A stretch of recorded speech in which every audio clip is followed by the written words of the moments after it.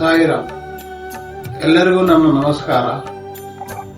ಇವತ್ತಿನ ಯುಗಾದಿ ಹಬ್ಬದ ಆರ್ಥಿಕ ಶುಭಾಶಯಗಳು ಎಲ್ಲರಿಗೂ. ಎಲ್ಲರ ಆಸೆ ಆಕಾಂಕ್ಷೆಗಳನ್ನು ಸಾಯಿನಾಥ್ ಅವರು ಈಡೇರಿಸಲಿ. ನಿಮ್ಮ ಎಲ್ಲಾ ಇಚ್ಛೆಗಳನ್ನು ಸಾಯಿಬಾಬಾ ಅವರ ಆಶೀರ್ವಾದದಿಂದ ನಿಮ್ಮೆಲ್ಲ ಇಚ್ಛೆಯನ್ನು ಈಡೇರಿಸಲಿ. ಓಕೆ, ಸಾಯಿರಾಮ್. ಗುರು ಬ್ರಹ್ಮ ಗುರು ವಿಷ್ಣು ಗುರುದೇವೋ ಮಹೇಶ್ವರ ಗುರುರ್ ಸಾಕ್ಷಾತ್ ಪರಬ್ರಹ್ಮ ತಸ್ಮೈ ಶ್ರೀ ಗುರುವೇ ನಮಃ. ಈ ಒಂದು 3 ವಿಡಿಯೋ ನಾನು ಮಾಡಿದ್ದೆ.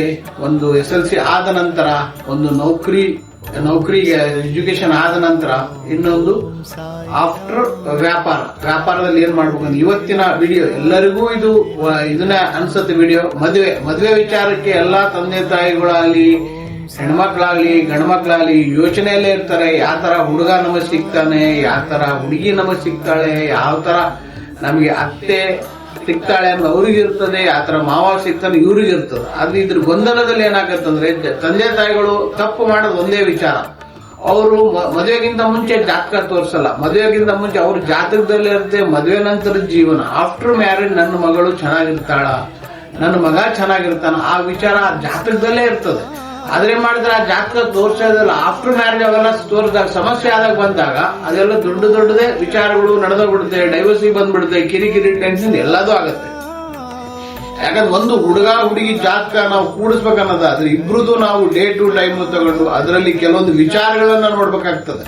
ಬರೀ ಗಣ ಗುಣ ಯೋನಿ ಇವೆಲ್ಲ ನೋಡಿ ಮದುವೆ ಮಾಡಕ್ಕಾಗಲ್ಲ. ಯಾಕಂದ್ರೆ ಜಾತಕದಲ್ಲಿ ಆಫ್ಟರ್ ಮ್ಯಾರೇಜ್ ನೋಡ್ಬೇಕಾಗ್ತದೆ. ಆಫ್ಟರ್ ಮ್ಯಾರೇಜ್ ಇವರಿಬ್ಬರು ಜಾತಕದಲ್ಲಿ ಅಲ್ಲಿ ಅಧಿಪತಿ ಏನಂದ್ರೆ ಸಪ್ತಮ ಸ್ಥಾನಕ್ಕೆ ಅಧಿಪತಿ ಏನಿದಾನೆ ಅವ್ನು ಒಳ್ಳೆ ಸ್ಥಾನಕ್ಕೆ ಹೋಗಿದಾನ. ಇಬ್ರಲ್ಲಿ ಹೋದ ನಂತರ ಅವ್ರು ಒಳ್ಳೆ ಜಾಗದಲ್ಲಿ ಇದಾರ ಅಂತ ನೋಡ್ಬೇಕಾದ್ರೆ ಇಂಜಿನಿಯರ್ ಡಾಕ್ಟರ್ ಸಿಗ್ಬೋದು, ಡಾಕ್ಟರ್ಗೆ ಇಂಜಿನಿಯರ್ ಸಿಗ್ಬೋದು. ಎಲ್ಲರಿಗೂ ಒಂದೊಂದು ವಿಚಾರ ಜಾತಕದಲ್ಲೇ ಇರ್ತದೆ. ಸಪ್ತಮ ಸ್ಥಾನಕ್ಕೆ ಅಧಿಪತಿ ಒಳ್ಳೆ ಗ್ರಹ ಇದ್ರೆ ಒಳ್ಳೆ ಹುಡುಗನೇ ಸಿಗ್ತಾನೆ. ಅಕಸ್ಮಾತ್ ಅವ್ರ ಜಾತಕದಲ್ಲಿ ಸಪ್ತಮ ಸ್ಥಾನಕ್ಕೆ ಅಧಿಪತಿ ಷಷ್ಠಮ ಅಷ್ಟಮ ದ್ವಾದಶ ಸ್ಥಾನದಲ್ಲಿ ಹೋದಾಗ ಅವು ಸಮಸ್ಯೆಗಳು ಡೈವರ್ಸಿಗೆ ಬರುತ್ತೆ, ದಾಂಪತ್ಯದಲ್ಲಿ ಸಮಸ್ಯೆ ಬರುತ್ತೆ, ಇಲ್ಲ ಹುಡುಗ ಸತ್ತೋಗ್ಬಿಡ್ತಾನೆ.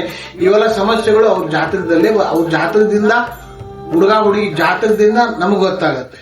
ಯಾಕಂದ್ರೆ ಮದುವೆ ಅನ್ನೋದು ಲೈಫ್ ನಲ್ಲಿ ಸೆಕೆಂಡ್ ಸ್ಟೆಪ್ ಅಂತಾರೆ. ಈ ಸ್ಟೆಪ್ ನಲ್ಲಿ ಎಲ್ಲ ದುಡುಕೋಬಿಟ್ರೆ ಆಫ್ಟರ್ ಮ್ಯಾರೇಜ್ ತುಂಬಾನೇ ಟೆನ್ಷನ್ಗಳು ಅವ್ರಿಬ್ರಲ್ಲೂ ಬಂದ್ಬಿಡ್ತದೆ. ಅದರ ಮುಂಚಿತವಾಗಿ ಹುಡುಗ ಆಗಲಿ ಹುಡುಗಿ ಆಗಲಿ ಆಫ್ಟರ್ ಮ್ಯಾರೇಜ್, ಹುಡುಗಿ ಜಾತಕದಲ್ಲಿ ಮಾತ್ರ ಆಫ್ಟರ್ ಮ್ಯಾರೇಜ್ ಅವ್ರು ಹೆಂಗಿರ್ತಾರೆ, ಅವ್ರ ಕಾಲ್ಗುಣ ಹೆಂಗಿರುತ್ತೆ ಅಂತ ಜಾತಕದಿಂದನೇ ನಾವು ನೋಡಿ ಹೇಳ್ಬೋದು.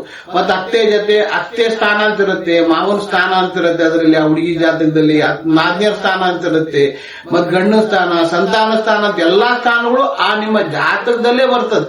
ಆಫ್ಟರ್ ಮ್ಯಾರೇಜ್ ಆ ಹುಡುಗಿ ಅತ್ತೆ ಜೊತೆ ಹೆಂಗಿರ್ಬೇಕು, ಮಾವನ ಜೊತೆ ಹೆಂಗಿರ್ಬೇಕು, ಗಂಡನ ಜೊತೆ ಹೆಂಗಿರ್ಬೇಕು, ಇದು ಲವ್ ಮ್ಯಾರೇಜ್ ಇಲ್ಲ ಅರೇಂಜ್ ಮ್ಯಾರೇಜ್ ಎಲ್ಲ ಆ ಜಾತಕನೂ ನಾವು ಆರಾಮಾಗಿ ಹೇಳ್ಬೋದು. ಆದ್ರೆ ತೋರಿಸ್ಬೇಕಂತ ಈಗಿನ ಕಾಲ ಜನ ಏನ್ ಮಾಡ್ತಾರೆ, ಮದುವೆ ಟೈಮಿಗೆ ಬರ್ತಾರೆ, ಇಲ್ಲ ಆಫ್ಟರ್ ಮ್ಯಾರೇಜ್ ಬಂದಾಗ ಸಮಸ್ಯೆ ಜಾಸ್ತಿ ಆಗುತ್ತೆ. ಮದುವೆಗಿಂತ ಮುಂಚೆ ದಯವಿಟ್ಟು ತಂದೆ ತಾಯಿಯಲ್ಲಿ ಕೈ ಮುಕ್ಕಳು ಕೇಳೋದು ಒಂದೇ. ಯಾಕಂದ್ರೆ ಮದುವೆಗಿಂತ ಮುಂಚೆ ಜಾತಕನ ತೋರಿಸಿ, ಜಾತಕ ತೆಗಿತಿರಲ್ಲ ನಾವು ಈ ಮಗಳಿಗೆ ಮದುವೆ ಮಾಡ್ಬೇಕನ್ನೋದಾಗ ಜಾತಕ ತೋರಿಸಿ, ಅದ್ರಲ್ಲಿ ಗಂಡ ಸ್ಥಾನ ಅಂತ ಇರುತ್ತೆ, ಗಂಡ ಸ್ಥಾನ ಇರುತ್ತೆ, ಅದು ಎಲ್ಲಿ ಹೋಗಿದೆ ಎಲ್ಲಿ ಬಿಟ್ಟಿದೆ ಅಂತ ಜಾತಕ ನಮಗ್ ನೋಡಿದ್ರೆ ಗೊತ್ತಾಗುತ್ತೆ. ಯಾಕಂದ್ರೆ ಗುರುಬಲ ಎಲ್ಲರಿಗೂ ಬರಲ್ಲ. ಒಂದ್ ವರ್ಷ ಬಿಟ್ಟು ಒಂದ್ ವರ್ಷಕ್ಕೆ ಬಂದೇ ಬರ್ತದೆ. ಅದು ಗುರುಬಲ ಇದ್ದಾಗ ನೀವು ಪ್ರಯತ್ನ ಪಟ್ರೆ ಒಳ್ಳೆ ಹುಡುಗ ಸಿಗ್ತಾನೆ, ಒಳ್ಳೆ ಹುಡುಗಿ ಸಿಗ್ತಾಳೆ. ಅವ್ರ ಕಾಲ್ಗುಣದಿಂದ ನಿಮ್ಗೆ ಏರಿಕೆ ಆಗುತ್ತೆ.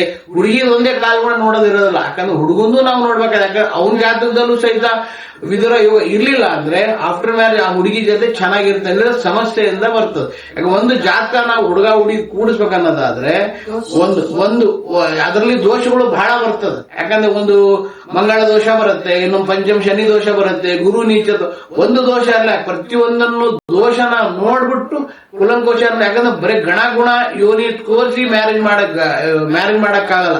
ಇಬ್ರು ಜಾತಕದಲ್ಲೂ ಸಹಿತ ಆಫ್ಟರ್ ಮ್ಯಾರೇಜ್ ಚೆನ್ನಾಗಿದ್ರೆ ಆಫ್ಟರ್ ಮ್ಯಾರೇಜ್ ಅಲ್ಲಿ ಸಪ್ತಮ ಸ್ಥಾನ ಇದ್ದು ಒಳ್ಳೆ ಸ್ಥಾನ ಹೋದಾಗ ಮಾತ್ರ ಅವರು ದಾಂಪತ್ಯದಲ್ಲಿ ಸಮಸ್ಯೆ ಇರಲ್ಲ, ಸುಖಮಯವಾಗಿ ಜೀವನ ಸಾಗಿಸ್ತಾರೆ. ನೀವೇನಾದ್ರೂ ಇಂಟ್ರೆಸ್ಟೆಡ್ ಇದ್ರೆ ಮಾತ್ರ ಮದುವೆಗಿಂತ ಮುಂಚೆ ಜಾತಕ ತೋರಿಸೋ ಇಚ್ಛಿತರಿದ್ರೆ ಮಾತ್ರ ನನ್ನನ್ನು ನೀವು ಕಾಂಟ್ಯಾಕ್ಟ್ ಮಾಡಬಹುದು. ಇಲ್ಲ ಬಂದು ನೀವು ನಮ್ಮ ಮನೆಗೆ ಬಂದು ಬೇಕಾದ್ರೆ ನೀವು ಮಾತಾಡಲೂಬಹುದು. ಓಕೆ, ಸಾಯಿರಾಮ್.